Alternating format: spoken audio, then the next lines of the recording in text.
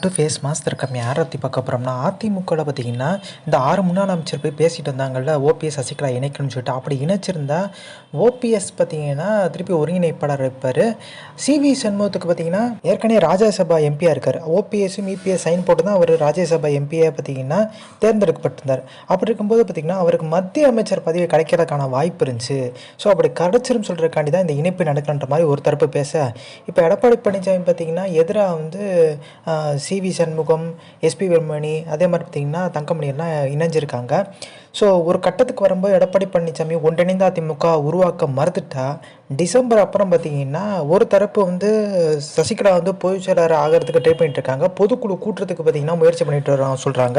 இன்னொரு தரப்பு பார்த்திங்கன்னா சிவி சண்முகம் வந்து ஓபிஎஸ் நோக்கி தான் போவார் அப்படின்ற மாதிரி பேச்சுக்கள்.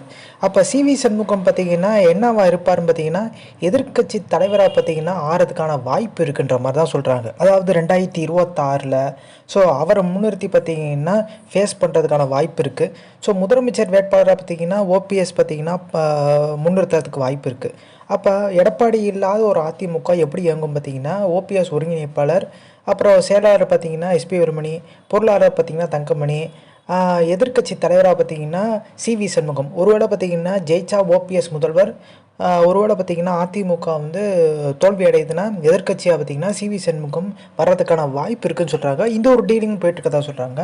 சசிகலா பார்த்திங்கன்னா பொதுக்குழு கூட்டி ஒரு 35 எம்எல்ஏக்களை ஸ்வீட் பாக்ஸ் கொடுத்து விலைக்கு வாங்கப்பட தகவல் வெளியாக இருக்குது. பட் பார்த்திங்கன்னா பொதுவாக பார்த்திங்கன்னா ஓபிஎஸ் தலைமை, சசிகலா தலைமைன்னு சொல்லிட்டு எல்லாம் பேசிட்டு தான் இருக்காங்க.